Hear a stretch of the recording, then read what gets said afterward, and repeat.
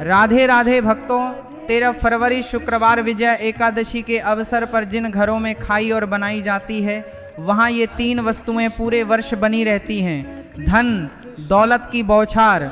जी हाँ भक्तों, यह फाल्गुन मास की एकादशी पूर्णतः 99 वर्षों बाद दुर्लभ योग में आ रही है, क्योंकि यह एकादशी विष्णु के सर्वप्रिय एकादशियों में प्रमुख है। इसी दिन प्रभु श्री राम ने रावण पर विजय पाई थी, जो भगवान विष्णु के अवतार थे, और यह तिथि 13 फरवरी को आ रही है। इसीलिए इस एकादशी का महात्म्य अत्यधिक बढ़ जाता है।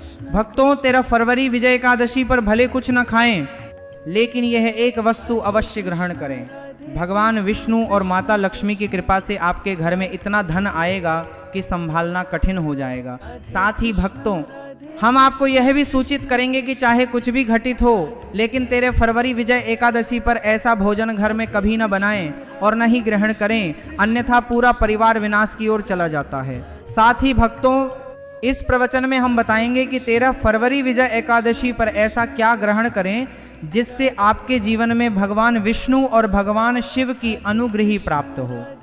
साथ ही भक्तों, इस प्रवचन में हम आपको ये भी अवगत कराएंगे कि 13 फरवरी विजय एकादशी पर भूलकर भी ये 5 कार्य कभी न करें, वरना कंगाली आना स्वाभाविक है। भक्तों, विजय प्रदान करने वाली एकादशी पर आपको ये 5 कार्य कभी न करने चाहिए।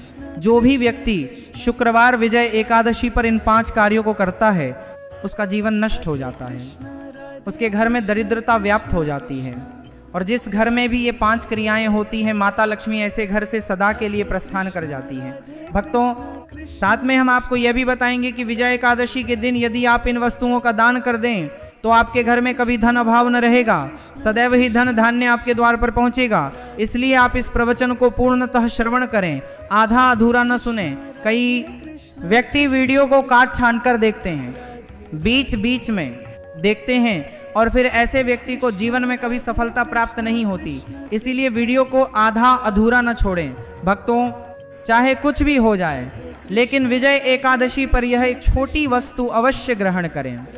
आपको धनाढ़ बनने से ईश्वर भी न रोक सकेंगे, क्योंकि 99 वर्षों बाद फाल्गुन में विजय एकादशी ऐसे पुण्य काल में आ रही है, और विजय एकादशी हिंदू धर्म में सर्वोत्तम मानी जाती है।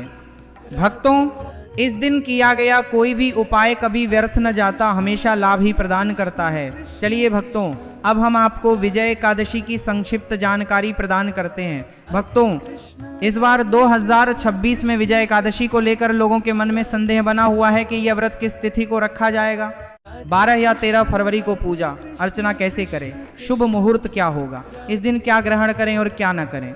इस प्रवचन में हम आपका समस्त संशय दूर कर देंगे। बस पूर्ण जानकारी के लिए इस प्रवचन को अंत तक सुनना अनिवार्य है। और भी अनेक प्रश्न आ रहे हैं कि विजया एकादशी पर चावल ग्रहण कर सकते हैं या नहीं, प्रथम बार यह व्रत कर सकते हैं या नहीं। इन सभी प्रश्नों के उत्तर आज हम इस प्रवचन में देंगे, और यह भी बताएंगे कि वह कौन सी वस्तु है जो हमें विजय एकादशी पर अवश्य ग्रहण करनी चाहिए। यदि आप यह वस्तु ग्रहण कर लें तो आपको धनवान बनने से स्वयं विधाता न रोक सकेंगे। भक्तों, विजय एकादशी है, और विजय एकादशी की रात्रि में तुलसी में एक वस्तु अवश्य बांध देनी चाहिए। यदि आप जय एकादशी पर तुलसी में यह एक वस्तु बांध दें तो माता लक्ष्मी की कृपा से आपके जीवन में धन के सभी मार्ग खुलते चले जाएंगे। तो भक्तों, जया एकादशी फाल्गुन माह के कृष्ण पक्ष की एकादशी को मनाई जाती है। भारत में इसे विभिन्न स्थानों पर भिन्न नामों से जाना जाता है, जैसे कहीं कहीं इसे जया एकादशी, कहीं बैकुंठ एकादशी, कहीं विजय प्रदान करने वाली एकादशी या पराजिता एकादशी के नाम से भी जाना जाता है। धर्म ग्रंथों में वर्णित है कि विजय प्रदान करने वाली एकादशी फाल्गुन कृष्ण पक्ष की एकादशी है, और यह भगवान श्री विष्णु को अर्पित अत्यंत पुण्यकारी व्रत मानी गई है। शास्त्रों में कहा गया है कि इस दिन श्रद्धा भक्ति से व्रत रखने, श्री हरि का स्मरण करने और दान पुण्य करने से मनुष्य जन्म जन्मांतर के पापों से मुक्त होकर मोक्ष प्राप्त करता है। इतना ही नहीं, इस व्रत के प्रभाव से व्रती को ही नहीं अपितु उसके पितरों को भी स्वर्ग और मोक्ष की प्राप्ति होती है। इसलिए इसे पितृ उद्धारक एकादशी भी कहा गया है। जीवन में सुख, शांति, सौभाग्य, समृद्धि और चारों पुरुषार्थ धर्म, अर्थ, काम और मोक्ष की प्राप्ति भी इसी व्रत के प्रभाव से होती है। इसी पावन दिन को गीता जयंती के रूप में भी मनाया जाता है। द्वापर युग में कुरुक्षेत्र की युद्ध भूमि पर भगवान श्री कृष्ण ने अर्जुन को जो दिव्य ज्ञान प्रदान किया था, वही अमृत तुल्य उपदेश श्रीमद् भगवद गीता इसी दिन प्रकट हुई थी। गीता का ज्ञान केवल युद्ध का उपदेश नहीं, बल्कि समस्त मानव जाति के लिए धर्म, कर्तव्य, सत्य और भक्ति के मार्ग को दर्शाने वाला शाश्वत ग्रंथ है। इस दिन गीता पाठ, श्री कृष्ण पूजन, व्रत और सत्संग करने से व्यक्ति का जीवन आध्यात्मिक रूप से उद्भासित होता है और उसे भगवान के चरणों की निकटता प्राप्त होती है। धार्मिक मान्यताओं के अनुसार विजया एकादशी का व्रत आपकी आत्मा पर भार नहीं, बल्कि समस्त पापों का नाश करने वाला होता है। भक्तों, चलिए सबसे पहले हम आपको बताते हैं कि जया एकादशी की सटीक तिथि, समय क्या है। फिर हम आपको क्रमबद्ध रूप से सभी विवरण प्रदान करेंगे और यह भी बताएंगे कि वह कौन सी वस्तु है जो हमें विजया एकादशी पर अवश्य ग्रहण करनी चाहिए। भक्तों, साथ में हम आपको बताएंगे कि इस दिन एक वस्तु भूलकर भी न ग्रहण करें। यदि आप यह वस्तु भूलकर भी ग्रहण कर लें तो आपके घर में विपत्ति हो सकती है, तो ऐसा अनुचित कार्य भूलकर भी न करें और विपत्ति से पूर्व वीडियो को पूर्णतः देख लें। तो चलिए भक्तों, जानते हैं जया एकादशी की सटीक तिथि, समय के बारे में। 2026 में जया एकादशी की सटीक तिथि, समय क्या है? फाल्गुन माह के कृष्ण पक्ष की एकादशी तिथि पर जया एकादशी मनाई जाती है। विजया एकादशी का व्रत 13 फरवरी 2026 शुक्रवार को रखा जाएगा। फाल्गुन मास के कृष्ण पक्ष की एकादशी तिथि 12 फरवरी 2026 को दोपहर 2:44 पर आरंभ होगी और 13 फरवरी 2026 को दोपहर 12:25 पर समाप्त होगी।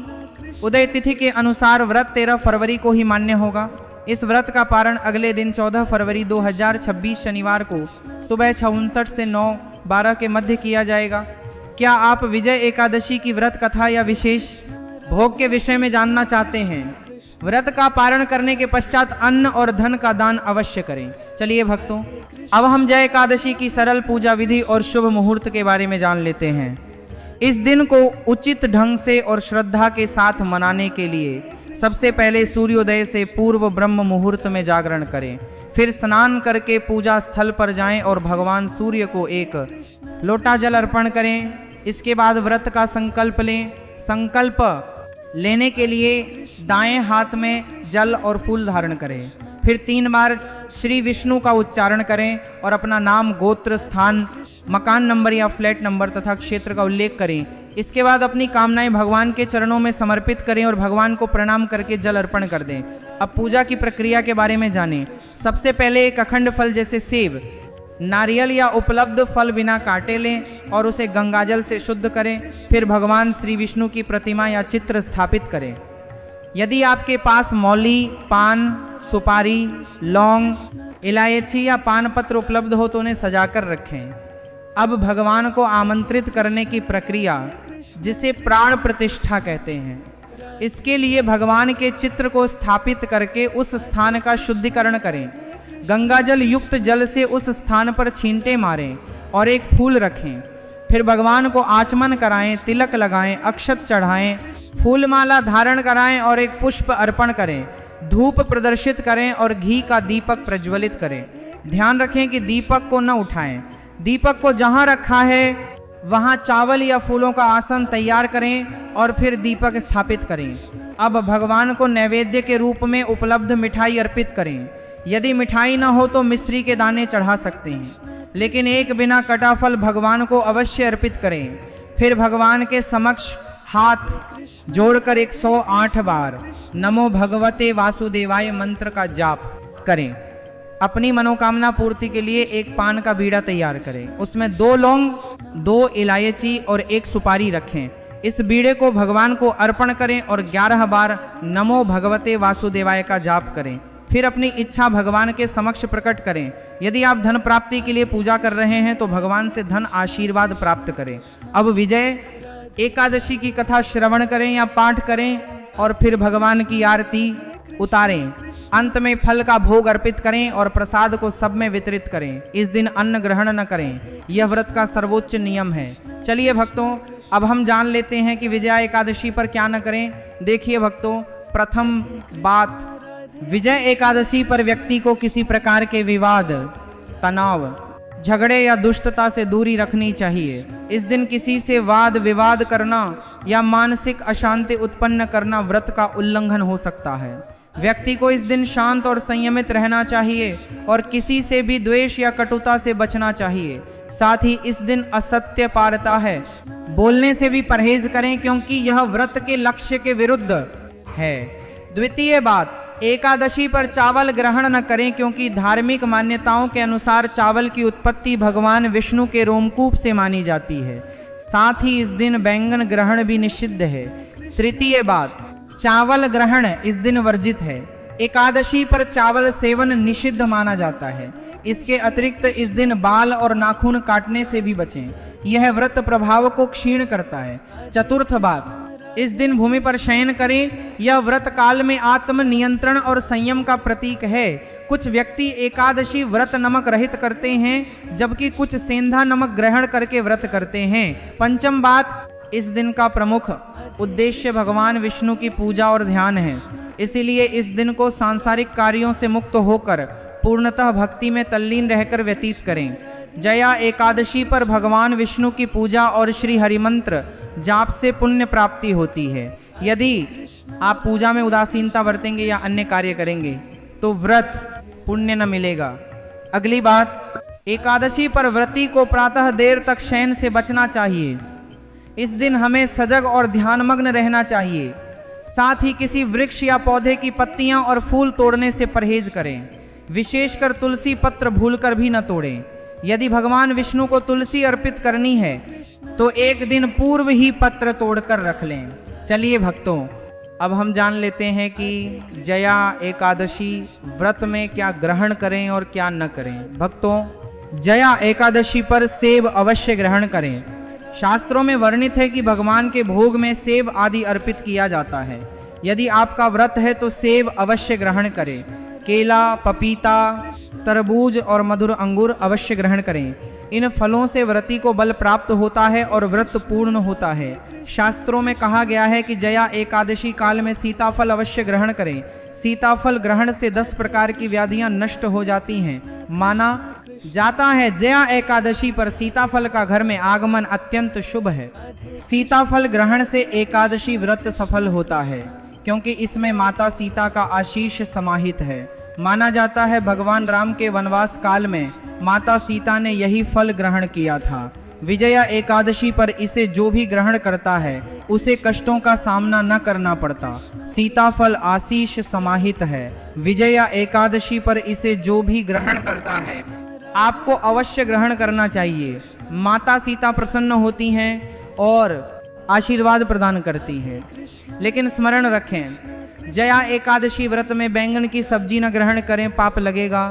भक्तों, जया एकादशी व्रत में व्रती को डिब्बाबंद लस्सी या डिब्बाबंद जूस न पीना चाहिए। उनमें रसायन मिश्रित होते हैं जिससे व्रत भंग हो सकता है।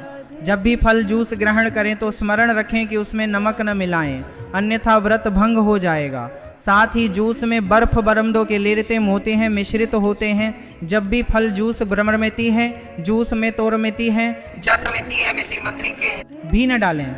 फलों का सात्विक जूस ग्रहण से व्रत सफल होता है। तो चलिए भक्तों, अब हम आपको बताते हैं कि जया एकादशी पर किन वस्तुओं का सेवन न करें ताकि आपका व्रत शुद्ध और पूर्ण फलदायी हो। भक्तों, प्रथम वस्तु अम्ल पदार्थ। एकादशी पर अम्ल खाद्य पदार्थों का सेवन वर्जित है, जैसे आम, इमली, दही, अम्ल फल आदि या अम्ल तत्व तामसिक गुणों को उत्तेजित करते हैं जिससे मानसिक अवस्था पर प्रतिकूल प्रभाव पड़ सकता है। धार्मिक दृष्टि से भी अम्ल पदार्थों से शरीर में नकारात्मक ऊर्जा संचित होती है जो व्रत लक्ष्य के विरुद्ध है। इसीलिए अम्ल पदार्थों से दूरी रखें। द्वितीय है मांसाहार। विजय एकादशी पर मांसाहार ग्रहण पूर्णतः निषिद्ध है। मांसाहार न केवल शारीरिक रूप से हानिकारक है बल्कि आध्यात्मिक रूप से पाप वृद्धि करता है। मांसाहार से तामसिक गुण बढ़ते हैं जो हमारी मानसिक शांति और संतुलन को प्रभावित करते हैं। भगवान विष्णु पूजा और व्रत में केवल सात्विक भोजन अनुमत है जो शुद्धता और भक्ति का प्रतीक है। इसीलिए इस दिन मांस, अंडे, मुर्गा, मछली या किसी मांस का सेवन न करें। इसकी विशेष सावधानी रखें। भक्तों, तृतीय वस्तु शर्करा और मिष्टान्न। जया एकादशी पर अत्यधिक शर्करा या मिष्टान्न ग्रहण न करें। शर्करा अधिक सेवन से शरीर में राजस और तामसिक गुण बढ़ते हैं, जो व्रत उद्देश्य के विरुद्ध है। मिष्टान्न और शर्करा ग्रहण मानसिक अवस्था को प्रभावित कर सकता है और वृत्ति संतुलन में बाधा उत्पन्न कर सकता है। हालांकि इस दिन हल्के मधुर फल जैसे केला, सेब, नारियल आदि ग्रहण कर सकते हैं, लेकिन अधिक शर्करा या मिष्टान्न से परहेज करें। इन सभी से दूरी रखते हुए एकादशी पालन करें। भक्तों, चतुर्थ वस्तु प्याज और लहसुन। एकादशी पर प्याज और लहसुन ग्रहण न करें।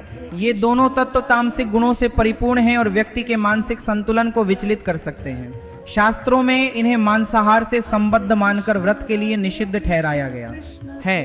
प्याज और लहसुन सेवन से आहार असंतुलन आता है और भक्ति में बाधा उत्पन्न हो सकती है।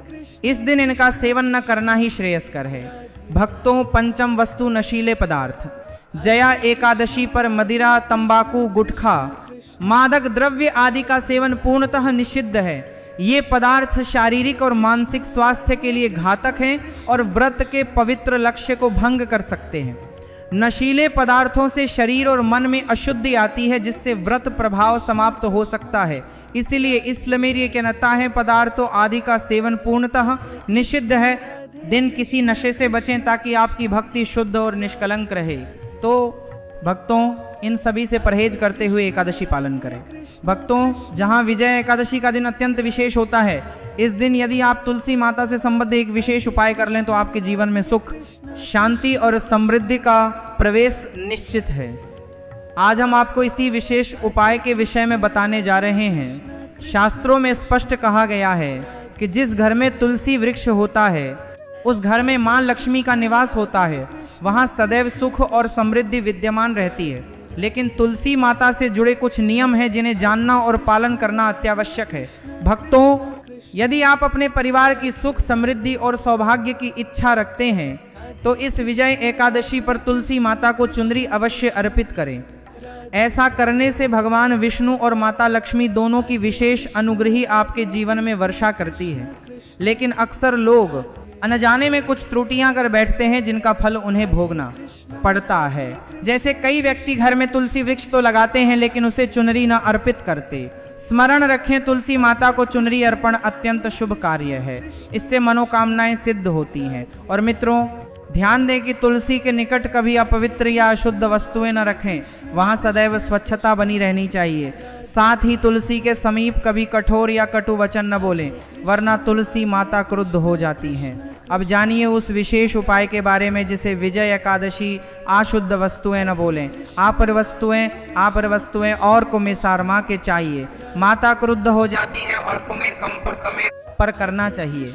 इस दिन ब्रह्म मुहूर्त में जागृत होकर तुलसी वृक्ष में एक सिक्का नए लाल वस्त्र में लपेटकर स्थापित करें। इससे आपके घर में धन और समृद्धि के द्वार खुल जाते हैं और निर्धनता क्रमशः दूर होती जाती है। क्योंकि तुलसी माता को लक्ष्मी का वरदान प्राप्त है, इसलिए उनका आशीष प्राप्त होता है। इसके अतिरिक्त तुलसी माता